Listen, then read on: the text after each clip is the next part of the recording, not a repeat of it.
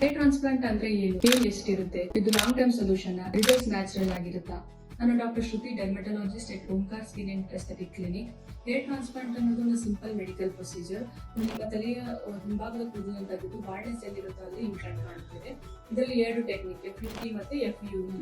FUE ಬಂದ್ಬಿಟ್ಟು ಮಿನಿಮಲಿ invasive ಆಗಿದ್ದು scarring less ಇರುತ್ತೆ ಮತ್ತೆ ರಿಕವರಿ ಟೈಮ್ ಬೇಗ ಇರುತ್ತೆ ಮತ್ತೆ ರಿಸಲ್ಟ್ಸ್ ಚೆನ್ನಾಗಿರುತ್ತೆ.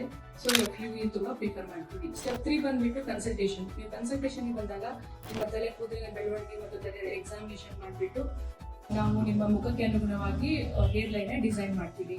ಮತ್ತೆ ಡೋನರ್ ಏರಿಯಾ ಅಂದ್ರೆ ಕೂದಲು ತೆಗೆಯೋ ಜಾಗವನ್ನು ಟ್ರಿಮ್ ಮಾಡಿಬಿಟ್ಟು ಕೂದಲು ಇಂಪ್ಲಾಂಟ್ ಮಾಡೋ ಜಾಗದಲ್ಲಿ ನಾವು ಸ್ಲಿಟ್ ಅನ್ನ ಮಾಡಿ ಇಂಪ್ಲಾಂಟ್ ಮಾಡುತ್ತೀವಿ. ಅದಕ್ಕಿಂತ ಮುಂಚೆ ಲೋಕಲ್ ಅನಸ್ತೇಷನ್ ಕೊಟ್ಟೋದ್ರಿಂದ ನಿಮಗೆ ಪ್ರೊಸೀಜರ್ ಪೇನ್ ಫ್ರೀ ಆಗಿರುತ್ತೆ.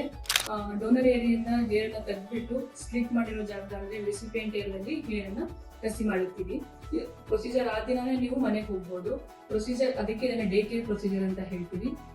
ಪ್ರೊಸೀಜರ್ ಆದ್ಮೇಲೆ ಡೇ 3 ಮತ್ತೆ ಡೇ 10 ಗೆ ನಿಮಗೆ ಫಾಲೋ ಅಪ್ ವಿಸಿಟ್ಸ್ ಇರುತ್ತೆ. ಅದಾದ್ಮೇಲೆ 3 ರಿಂದ 6 ತಿಂಗಳಲ್ಲಿ ನಿಮ್ಗೆ ಕೂದಲು ಬೆಳೆಯಕ್ಕೆ ಸ್ಟಾರ್ಟ್ ಮಾಡುತ್ತೆ. ಒಂದು ವರ್ಷದೊಳಗೆ ರಿಸಲ್ಟ್ಸ್ ತುಂಬಾ ಚೆನ್ನಾಗಿರುತ್ತೆ. ಇದು ಒಂದು ಸೈನ್ಸ್ ಬೇಸ್ಡ್ ಪ್ರೊಸೀಜರ್ ಆಗಿದ್ದು ನೀವು ಕ್ವಾಲಿಫೈಡ್ ಡಾಕ್ಟರ್ ಇಂದ ಮಾಡಿದ್ರೆ ಈ ಪ್ರೊಸೀಜರ್ ಸೇಫ್ ಮತ್ತೆ ಎಫೆಕ್ಟಿವ್ ಆಗಿರುತ್ತೆ. Thank you.